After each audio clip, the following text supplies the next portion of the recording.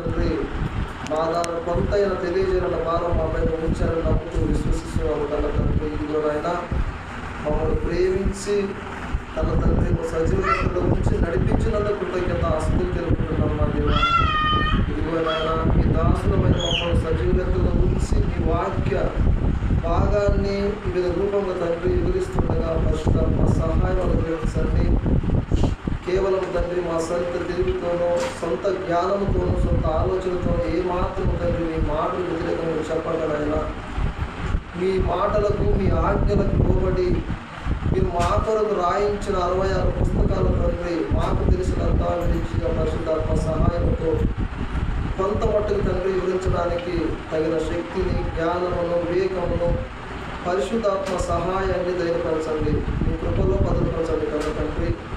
ఏది ఏమైనప్పటికీ నాయన మీ దయా మీ కాపుదల మా పైన సంఘం పట్ల సరే కాపర పట్ల ఉంచండి.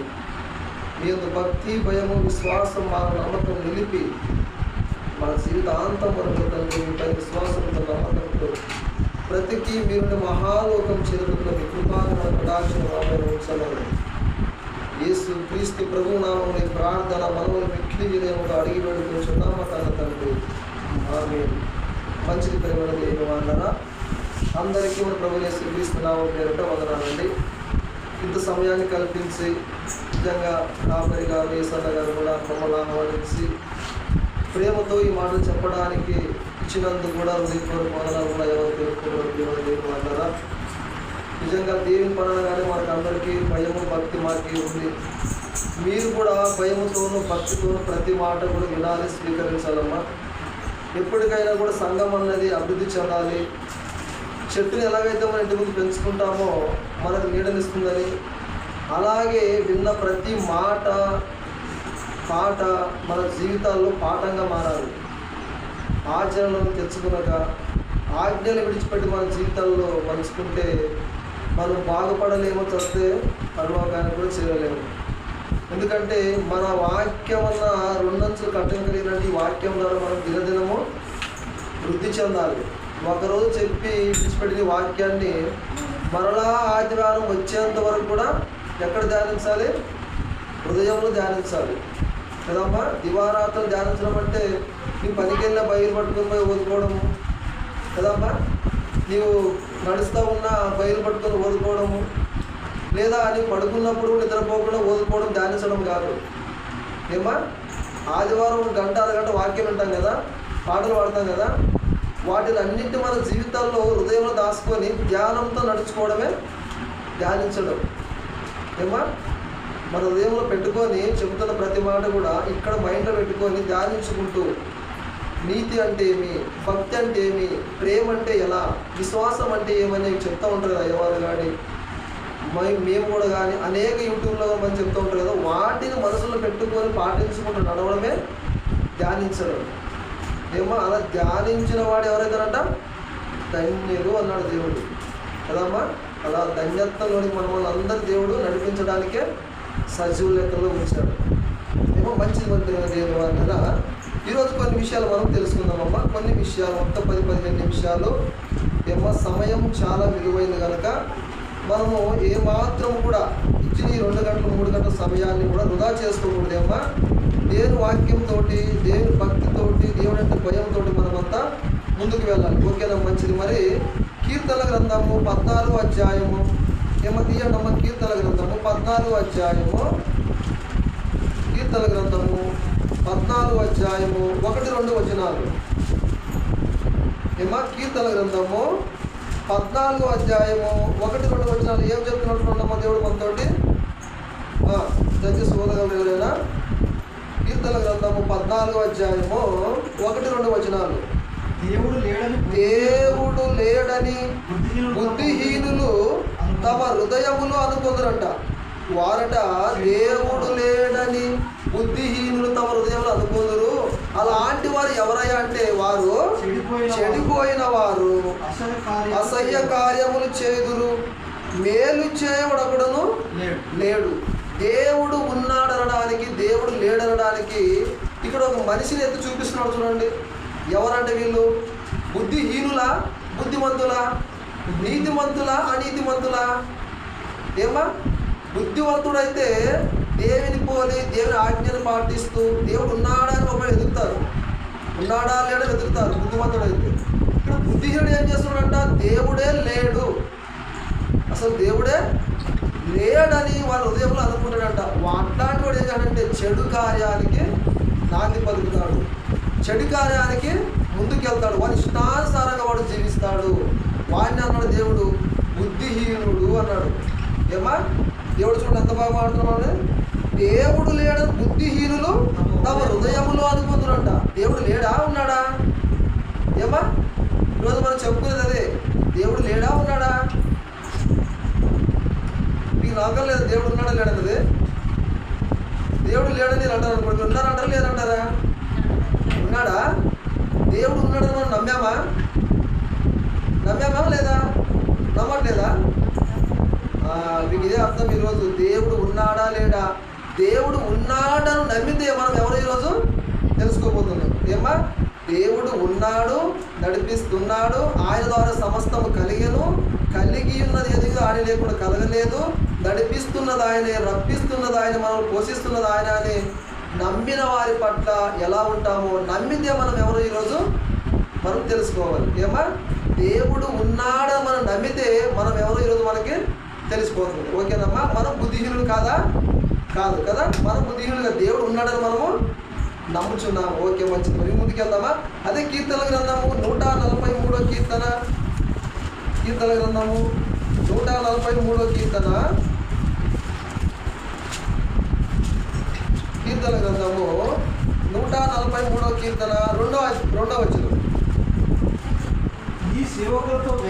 నీ సేవకునితో వ్యాజ్యమాడకుము, సజీవులలో ఒకడును నీ సన్నిధిని నీతిమంతుడుగా ఎంచబడును. ఏమా నీ సేవకునితో వ్యాజ్యమాడకుము, సజీవులలో ఒకడును నీ సన్నిధి నీతిమంతుడుగా ఎంచబడడు అంటున్నాడు. ఏమో బ్రతికి ఉన్న మనమంతా నీతిమంతులుగా ఎంచబడము అంటున్నాడు దేవుడు. ఏమో సజీవులు అంటే మనమే కదా, మనమే మృతులమా? బ్రతికున్నాం కదా. లేకపోతే బ్రతికున్న దేవుడు ఉన్నాడని తెలుసుకుని పోతే మనం ఎవరంట? మృతులైతాము. ఏమా జీవించుచున్నారన్న పేరు మాత్రం ఉన్నది కానీ మీరు ఎవరంట? మృతులు. మనము జీవిస్తున్నాము, దేవుడు ఉన్నాడని నమ్ముతున్నాము, దేవుడే చేస్తున్నాడని మనం నమ్ముతున్నాము. మనం ఎవరంట? సజీవులము కదమ్మా. సజీవులమైన మనం ఎవరంట? ఒకసారి మరలా ఒకసారి అన్నమాట. సజీవులలో ఒకడును తన సన్నిధిని నీతిమంతుడుగా ఎంచబడడు. ఎంచబడం మనము నీతిమంతులుగా ఎంచబడమా? ఎంచబడాలి, మనము ఎంచబడాలి. నీతిమంతుడు అంటే మనమే కావాలి. ఎవరు? ఏంటి ఎక్కడెక్కడ తిరుగుతున్నారు కదా, పొలంతా కాదు, చర్చికి వచ్చాం కదా, మనమే. మనం ఎవరంటామా? నీతిమంతులుగా ఎంచబడాలి. ఏమా మనం బుద్ధిహీనులు కాదు, అనీతిమంతులు కాదు, మృతులు కాదు. మనం ఎవరు? సజీవుల్లో ఉన్న నీతిమంతులుగానే మనము ఉండాలి. నీతికి అర్థం ఏమిటి ఈరోజు మనము తెలుసుకోవాలి. నీతికి అర్థం ఏమిటో, ఏమా నీతి అంటారు కదా, ఆ అర్థం ఏంటో మనం ఈరోజు ఖచ్చితంగా తెలుసుకోవాలి. ఇంకా ముందుకెళ్దామా? రోమిలకు రాసిన పత్రిక 10వ అధ్యాయం తీయండి. రోమిలకు రాసిన పత్రిక 10వ అధ్యాయము. ఏమా రోమిలకు రాసిన పత్రిక 10వ అధ్యాయము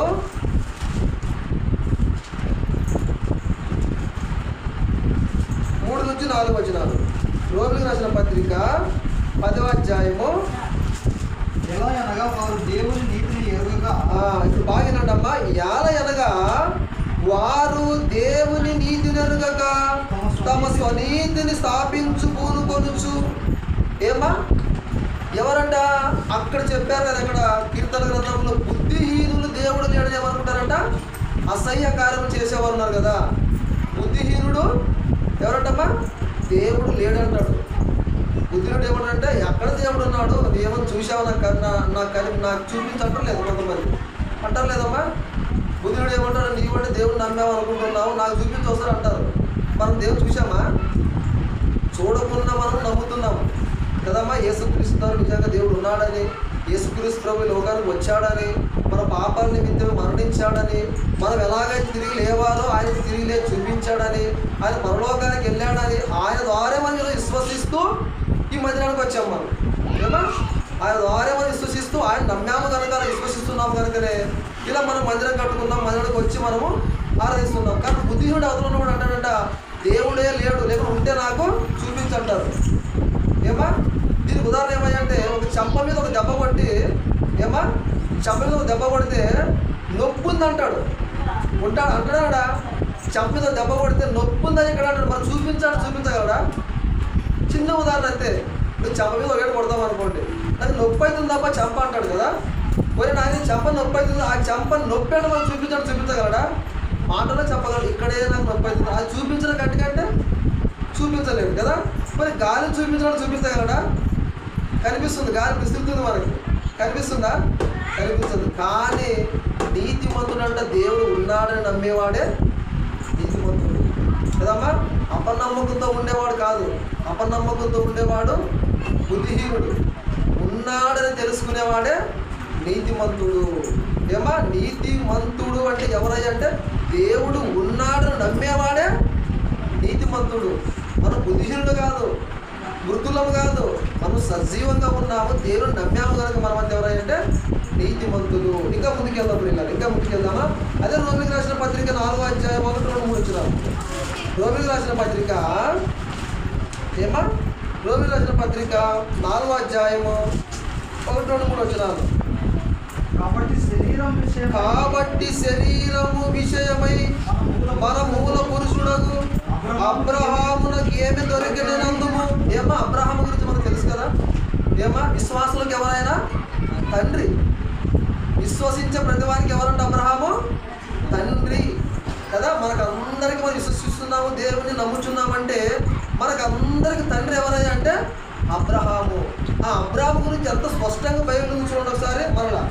కాబట్టి శరీరము విషయమై మన మూల పురుషుడగా అబ్రహామునకు ఏమి దొరికినని అందుము. అబ్రహామునకు ఏమి దొరికింది? నిజంగా ఆధారం లేదు, ప్రూఫ్ లేదు, పరిశుద్ధ గ్రంథము లేదు, ఏమా ప్రవక్తలు చెప్పేవారు లేరు, ఇలా వెళ్ళు అని చూపించేవారు కూడా లేరు. మరి ఏం దొరికిందని నిజంగా అబ్రహాం గారికి? ఏమా ఏం దొరికిందని చూడండి కిందికి. అబ్రహాము క్రియల మూలముగా నీతిమంతుడని తీర్చబడిన ఎడల అతనికి అతిశయ కారణం కలుగుదు. కానీ ఏమైనా బాగా వినండి, అబ్రహాం అంట నీతి క్రియలు చేశాడు కదా, దేవుడు నమ్మాడు కదా, దేవుడు ఉన్నాడని తెలుసుకొని నీతి క్రియలు చేశాడు. అయినప్పటికీ దేవుడు ఉన్నాడని తెలుసుకుంటేనే క్రియలకు పరమంట. దేవుడు లేడు, ఎక్కడికి వెళ్తానో తెలియకుండా వెళ్తా ఉన్నాను, పొమ్మన్నాడు దేవుడు కనుక వెళ్తున్నాను, ఏమో నాకేం తెలుసు అనుకున్నాను అనుకోండి, ఆ నీతి క్రియకు అర్థమే లేదు. అతిశయిస్తాడు, సంతోషిస్తాడు ఆయన మూలంగానే, లేక నాకు నేను సొంతంగానే అతిశయించేవాడిని గర్వించేవాడిని అవుతాను తప్ప దేవుని నీతికి మనం వారసులు కాలేము. బాగా ఒకసారి 2వ వచనం. అబ్రహాము క్రియల మూలముగా నీతిమంతుడని తీర్చబడిన ఎడల అతనికి అతిశయ కారణము కలుగును కానీ అది దేవుని ఎదుట కలుగదు. ఏమా క్రియలు చేస్తే సొంత క్రియలు మనం చేస్తూ ఉంటాం కదా చాలామంది. ఇప్పుడు చాలామంది హీరోలు కావచ్చు, లేకుంటే పెద్ద పెద్ద యాక్టర్లు కావచ్చు, పెద్ద పెద్ద క్రికెటర్లు కావచ్చు, చేస్తూ ఉంటారు కదా. వాళ్ళు చేస్తున్నదంతా నీతి క్రియలు అనుకుంటే వాళ్ళు చేస్తూ ఉంటారు కదా. కొంతవరకు లోకానుసారంగా నీతి క్రియలే ఉండవచ్చు, కానీ దేవుని చేత నీతి క్రియలు నచ్చబడమట. దేవుడు ఉన్నాడని, దేవుడు చేస్తున్నాడని, దేవుడే చేస్తాడని, దేవుడు రక్షిస్తాడని నమ్మి చేస్తేనే దేవుని మూలంగా మనం ఏమవుతామంట నీతిమంతులుగా అవుతాము. దేవుని నమ్మితేనే మనము, నీతి చేస్తేనే మనం ఏమవుతాము నమ్మకస్తులం అవుతాము. వాళ్ళే దేవుని దృష్టికి నీతిమంతులుగా ఉంటారంట. ఏమా క్రియల మూలంగా, సొంత క్రియల మూలంగా మనం మంచిగా చేస్తే మాత్రం నీతిమంతులు కావంట. మనం ఏమని చేయాలి? మనము దేవుని నమ్మి చేయాలి, ఉన్నాడని చేయాలి, చూస్తున్నాడని చేయాలి. కిందికి లేఖనం ఏమి చెప్పుచున్నది? అబ్రహాము దేవుణ్ణి నమ్మాను. ఏం చేశాడమ్మా అబ్రహాము ఏం చేశాడంట? అబ్రహాము దేవుని నమ్మాను కనుక అది అతనికి నీతిగా ఎంచబడెను. క్రియల మూలంగా నీతిమంతుడు కాలేదు. అతను సంతోషించాడో లేక నీవు సంతోషించొచ్చాము క్రియలు చేసి నేను నీతిమంతుడు అనుకోని, కానీ నమ్మి చేసిన వాడు ఎవరంట? నీతిమంతుడు. ఈరోజు దేవుడు ఉన్నాడు అని నమ్మడమే నీతిమంతుని యొక్క లక్షణం. దేవుడు లేడని బుద్ధిలో ఏమనుకుంటారు? హృదయంలో అనుకుంటారు. మనం ఏం చేస్తున్నాము? దేవుడు ఉన్నాడు, దేవుడే చేస్తున్నాడు, దేవుడే చేయువాడు, చేసేవాడు, నడిపించేవాడు నమ్మడమే నీతిమంతుడు. ఏమా మన ఇష్టానుసారంగా మనం జీవిస్తూ, మన కష్టార్జితం మనం నమ్ముకుంటూ, మన కడుపుకే మన దేవుడు అనుకుంటూ, మన సొంత కార్యాలు చేసుకుంటూ నేను ఒక నీతిమంతుడు, నేను ఒక నీతిపరుణ్ణి, నాకు డబ్బు ఉంది సహాయం చేస్తాను అనుకోని మనం నీతిమంతుడు అనుకుంటే మనం ఏమవుతామంట? నీతిమంతుడు మనము తీర్చబడము. దేవుని నమ్మి దేవుడు ఉన్నాడని, దేవుడు చూస్తున్నాడని ఆయన విశ్వాసముతో చేసుకుంటూ వెళ్తే మనం ఎవరైతామంట? దేవుని నమ్మిన మనము నీతిమంతులం అవుతామంట. అందుకే అబ్రహాము దేవుని నమ్మెను, అది అతనికి నీతిగా ఎంచబడెను. దేవుణ్ణి నమ్మాలి, దేవుడు ఉన్నాడని పరిపూర్ణంగా మన మనసులో విశ్వసించాలి. అప్పుడే మనము ఎవరైతామంటామా? నీతిమంతులు. నమ్మడము నీతిమంతులకు లక్షణం. అపనమ్మకంతో ఉంటే మనము నీతిమంతులు కాలేము. బైబిల్లో అనేక మాటలు ఉంటాయి. ఏమంటే నమ్మువారికి సమస్తము సాధ్యమే అంటారు కదమ్మా. నమ్ము ప్రతి వారికి సమస్తము సాధ్యమే. అంటే నీకు ఎప్పుడైతే దేవుడు ఉన్నాడని, చేస్తాడని, చేస్తున్నాడని నమ్మేవనుకోండి, నీవు అనుకున్నవన్నీ దేవుడు ఖచ్చితంగా నీ పట్ల నెరవేరుస్తాడు. ఖచ్చితంగా నెరవేరుస్తాడు. నీవు ఫస్ట్ నమ్మాలి. నమ్మకుండా అపనమ్మకంతో ఉన్నామనుకోండి, అడుగుడు ముందుకెళ్ళాము మనం. ఏమా అడుగుడు మనము ముందుకెళ్ళాం. అందుకని దేవుడు ఉన్నాడని నమ్మడమే నీతిమంతుని యొక్క లక్షణం. ఇంకా ముందుకెళ్దాం పిల్లల. ఏప్రిల్ రాసిన పత్రిక 11వ అధ్యాయము, ఏప్రిల్ రాసిన పత్రిక 11వ అధ్యాయము 7వ వచనం. ఏప్రిల్ రాసిన పత్రిక 11వ అధ్యాయము. విశ్వాసమును బట్టి హానోకు అది వరకు చూడని సంగతులను గురించి దేవుని చేత హెచ్చరింపబడి భయభక్తులు గలవాడై తన ఇంటి వారి రక్షణ కొరకు ఒక ఓడను సిద్ధము చేశాను. 7వ వచనం కావచ్చు. విశ్వాసమును బట్టి హానోకు క్షమించాడు నోవాహు అది వరకు చూడని సంగతులను గురించి దేవుని చేత హెచ్చరింపబడి భయభక్తులు గలవాడై తన ఇంటి వారి రక్షణ కొరకు ఒక ఓడను సిద్ధము చేశాను. అందువలన అతడు లోకము మీద నేరస్థాపన చేసి విశ్వాసమును బట్టి కలుగు నీతికి వారసుడాయను. ఏమా ఏం చేశాడు ఇక్కడ? ఎవరు? నోవాహు గారు. ఏం చేయడం? ఆయన విశ్వాసమును బట్టి నీతికి కలుగు వారసుడు. ఏం చేశాడు ఇక్కడ? నిజంగా నోవా ఏం చేయడమ్మా? నోవాహు గారు ఏం చేయడమ్మా? చెప్పాలి మీరు సమాధానం. నోవాహు గారు ఏం చేసి నీతికి వారసుడయ్యాడు?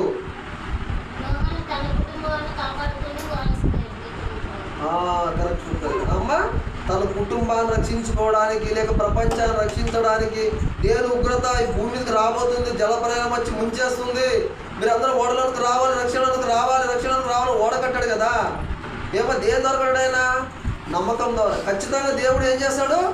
కొన్ని రోజులకి లోకం మీదకి జలప్రయాణం వస్తుంది, అందరిని ముంచేస్తుంది, అందుకే ఓడ కట్టమన్నాడు దేవుడు. కడుతున్నాను, మీరు రావాలి. ఇది దేవుని పట్ల నాకు నమ్మకము. ఆయన చెప్పాడంటే ఖచ్చితంగా చేస్తాడు కనుక మీరు ఖచ్చితంగా రావాలని ఓడ కట్టాడు. కానీ వచ్చారా? ఎంతమంది వచ్చారా ఓడలోనికి? ఎంతమంది వచ్చారు? నోవా కుటుంబం తప్ప ఎవరు కూడా రాలేదు. వాళ్ళు ఎవరు? బుద్ధిమంతులా బుద్ధిహీనులా?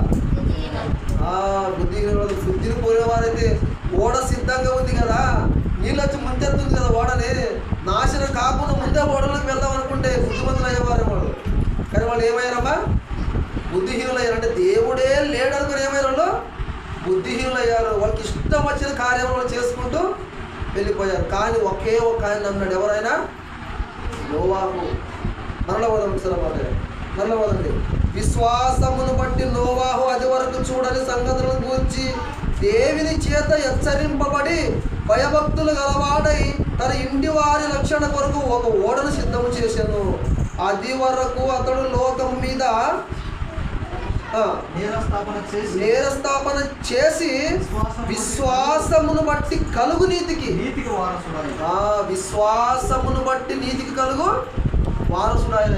విశ్వాసమును బట్టి వారసుడు. దేనికి? నీతికి వారసుడు. నమ్మడంలో ఫస్ట్ ఎవరు నమ్మారమ్మా? నోవాహే నమ్మాడు. నాశనం చేస్తున్న ఆయనే నమ్మాడు. అందుకే ఆయన నీతికే వారసుడు. నమ్మే దాంట్లో ఫస్ట్ ఎవరు నమ్మారంటే నోవాహే నమ్మాడు. అందుకే నీతికి వారసుడు. విశ్వాసమును బట్టి నీతికి వారసుడు ఎవరు? నోవాహు. ఈరోజు నీకి నాకి మనందరూ కూడా ఏముండాలి? విశ్వాసం అంటే యేసుక్రీస్తు లోకానికి వచ్చాడని, మన కొరకు ప్రాణం పెట్టాడని, మరణించాడని, తిరిగి లేచాడని విశ్వాసము. దేవుడు ఉన్నాడని, మనల్ని ఖచ్చితంగా నడిపిస్తున్నాడని, మరలా ఆయన కుమారుడు యేసుక్రీస్తు లోకానికి వస్తాడని, మనల్ని తీసుకొని వెళ్తాడని నమ్మకము, విశ్వాసం ఈ రెండు ఉంటే తప్ప మనము నీతిమంతులుగా ఎంచబడము. ఏమా? నీతిమంతుడు అంటేనే నమ్మకం. దేవుడు అంటే నమ్మిన వాడే నీతిమంతుడు. ఏమా? విశ్వాసం అంటే మనకు రక్షణకర్త, ఆదరణకర్త, రక్షించే నాథుడు, విమోచకుడు ఎవరై అంటే యేసుక్రీస్తు ప్రభుల వారు. ఏమా? కిందికి వెళ్దాం. ఇంకో మంచి మాట. మత్తయి రాసిన సువార్త 3వ అధ్యాయము. మత్తయి రాసిన సువార్త 3వ అధ్యాయము 15వ వచనం. మత్తయి రాసిన సువార్త 3వ అధ్యాయము 15వ వచనం. యేసు ఇప్పటికి కానిమ్ము, యేసు ఇప్పటికి కానిమ్ము, నీతి యావత్తు ఇలాగు నెరవేర్చుట, నీతి యావత్తు ఇలాగు నెరవేర్చుట మనకు తగి ఉన్నది. ఏమ్మా? ఇక్కడ యోహాను చేత యేసుక్రీస్తు బాప్తిసం పొందడానికి వచ్చాడు కదా, వచ్చాడమ్మా? యోర్దాను నదిలోనికి యోహాను చేత యేసుక్రీస్తు బాప్తిసం పొందడానికి వచ్చాడు కదా. అప్పుడు యోహాను ఒక మాట అంటాడు, ప్రభువా, నేను నీ చేత బాప్తిసం పొందవలసిన వాడై ఉండగా నేను నీకు ఇయ్యడం ఏమి అని యోహాను ప్రశ్నిస్తే ఆయన అన్నాడు, నీతి యావత్తు ఇలాగే జరగనిమ్ము. నీతి అంటే నమ్మకము. ఏమా? ఇందాక మనం వదులుకున్నాం కదా, నమ్మడం వల్లే నీతిమంతుని యొక్క లక్షణం. అందుకే ప్రభు అన్నాడు, నీతి యావత్తు ఇలాగే కానిమ్ము. మరలా వదలొచ్చారన్నమాట. 13 కాడ చదవలేదు. 13 కాడ చదివితే మనకి అర్థమవుతుంది. ఆ సమయంలో యోహాను చేత బాప్తిసం పొందుటకు యేసు గలిలయ నుండి యోర్దాను దగ్గరనున్న అతని యొద్దకు వచ్చాను. అందుకు యోహాను, నేను నీ చేత బాప్తిసం పొందవలసిన వాడై ఉండగా నీవు నా యొద్దకు వచ్చి చున్నావా అని ఆయనను చూశాను. కానీ యేసు ఇప్పటికి కానిమ్ము. ఏమో? యేసు ఇప్పటికి కానిమ్ము, నీతి యావత్తు ఇలాగే జరగనిమ్ము. ఏమో? నీతి యావత్తులో జరగమంటే ఎప్పుడైతే మనము నమ్ముతామో, ఎప్పుడైతే మనం విశ్వసిస్తామో, ఎప్పుడైతే దేవుడు తెలుసుకుంటామో అది ఏమవుతుందంట? నీతి యావత్తు ఇలాగే జరగనిమ్ము. అందుకే యేసు కూడా యోహాను గారు ప్రశ్నిస్తే యేసు అన్నాడు, నీతి యావత్తు ఇలాగే జరగాలి. ఎలా? బాప్తిసం ద్వారా జరగాలి. ఏమా? నీతి అంటే నమ్మకము. ఏమో? ముందుకెళ్ళాలంటే బాప్తిసం. ఏమా? యేసు అంటేనే నమ్మకం, విశ్వాసం. దేవుడు అంటే నమ్మడమే నీతి. యేసు అంటే విశ్వసించడమే నీతి. ఈ రెండు లేకుంటే కూడా రక్షణ మనకి లేదు. దేవుడు ఉన్నాడని నమ్మడము నీతి, యేసు అంటే విశ్వసించడమే నీతిమంతుడి యొక్క లక్షణం. ఇక్కడ నీతిమంతుడుగా ఎంచబడాలంటే ఫస్ట్ మనం ఏం చేయాలి? నమ్మాలి. ఏమా? ఆ నమ్మిన మనము నీతిమంతులుగా తీర్చబడాలంటే ఏం చేయాలి? విశ్వసించాలి. ఈ రెండు మనకు ఖచ్చితంగా మన జీవితంలో ఉండాలి. ఇలా రెండు లేకపోతే పరలోకానికి అసలే అరుగులం కాలేము, వెళ్ళలేము కూడా. చాలామంది అనుకుంటా ఉంటారు, దేవుడిని నమ్మాము, దేవుడిని తెలుసుకున్నాము, బాప్తిసం పొందుకున్నాము, రక్షణలోకి వచ్చేస్తాం, చాలా కార్యాలు చేస్తాం అనుకుంటారు. కానీ అవన్నీ కాదు. నమ్మిన వాడు ఏ ఆపద వచ్చినా, ఏ ఆటంకము వచ్చినా, ఏ ఇబ్బంది వచ్చినా కూడా విశ్వాస మూలంగా జీవిస్తూనే ఉంటాడు. ఆపద వచ్చినా, అనారోగ్యం వచ్చినా, రోగమే వచ్చినా, ఏదే వచ్చినా కూడా విశ్వాస మూలంగానే జీవిస్తాడు. ఎందుకని? దేవుడే ఉన్నాడు, ఆయనే నడిపిస్తాడు. ఖచ్చితంగా ఏదో ఒక రోజు మమ్మల్ని ఆయనే పరలోకానికి తీసుకెళ్తాడు. లేక ఆరోగ్యం వచ్చినా, అనారోగ్యం వచ్చినా కూడా దేవుడు ఉన్నాడని నమ్ముకున్నవాడే నీతిమంతుడు. ఇక లాస్ట్ ఒక మాట. ఏమా? సామెతల గ్రంథము 11వ అధ్యాయము సామెతల గ్రంథము 11వ అధ్యాయము అయిపోయిందా, ముగించేస్తా. సామెతల గ్రంథము 11వ అధ్యాయము 4వ వచనం. ఉగ్రత దినమందు ఆస్తి అక్కరకు రాదు, నీతి మరణం నుండి రక్షించును. ఏమా ఉగ్రత దినమంది అంటే ఏది? మనం మరణ దినం అనుకుందాం.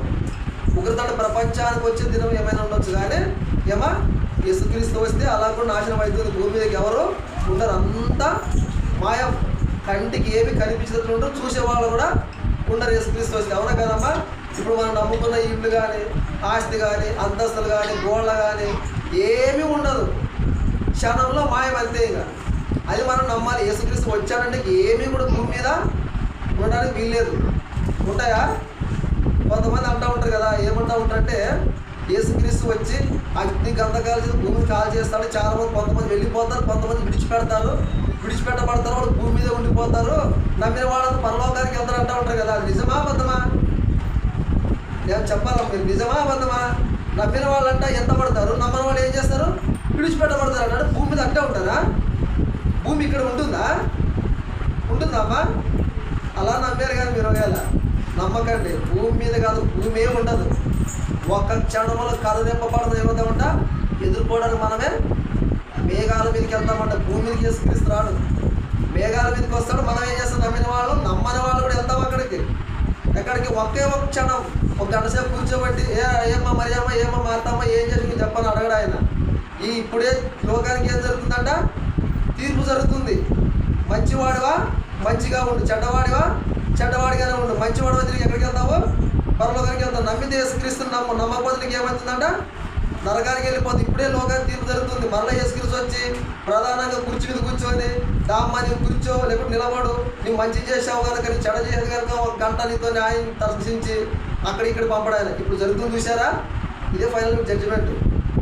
ఏమో అందుకే ఇచ్చాడు 66 పుస్తకాలు. అవునా కాదా? అందుకే 66 పుస్తకాలు మన చేతులకు ఇచ్చాడు కదా. అలా కూడా మనం నమ్మాలి. అమ్మో యేసుక్రీస్తు నిజానికి లోకానికి వస్తాడా? వచ్చిన ఒక్క క్షణంలోనే మనం వెళ్ళిపోతాం. అవునా? అది పరిపూర్ణంగా నమ్మిన వాడే నీతిమంతుడు. మనం అంతా నిజంగా నీతిమంతులుగానే ఉండాలని దేవుడు కోరుకుంటున్నాడు కదమ్మా. మనం బుద్ధిహీనులు కాదు, సజీవ లెక్కలో ఉన్నామంటే నీతిమంతులుగా ఉండాలి. నన్ను మీరు నమ్మాలి. నమ్మిన వారి వాళ్ళు ఏం కనపడుతుందంట? సూచక్రియలు.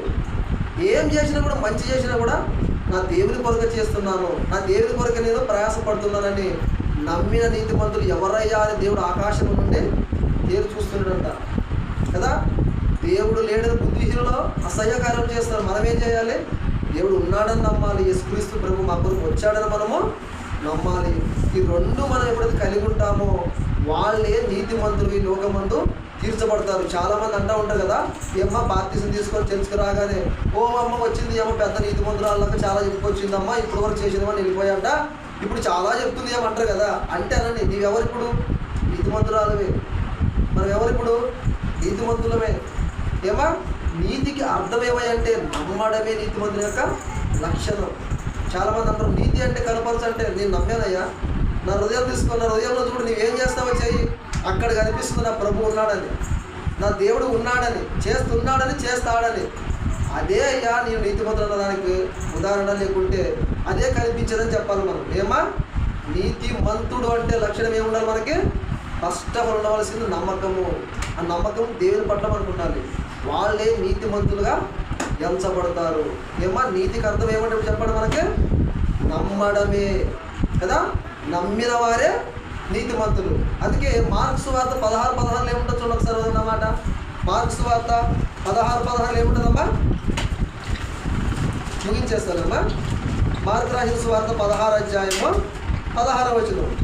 నమ్మి బాప్తీసం పొందిన వారు రక్షింపబడును, నమ్మని వారికి శిక్ష విధింపబడదు. ఇక్కడ ఏం నమ్మాలి మనం? ఇప్పుడు మీరు సర్వలోకములకు వెళ్ళి సర్వ సృష్టికి సువార్తను ప్రకటించుడి అని ప్రభు చెప్పాడు కదా.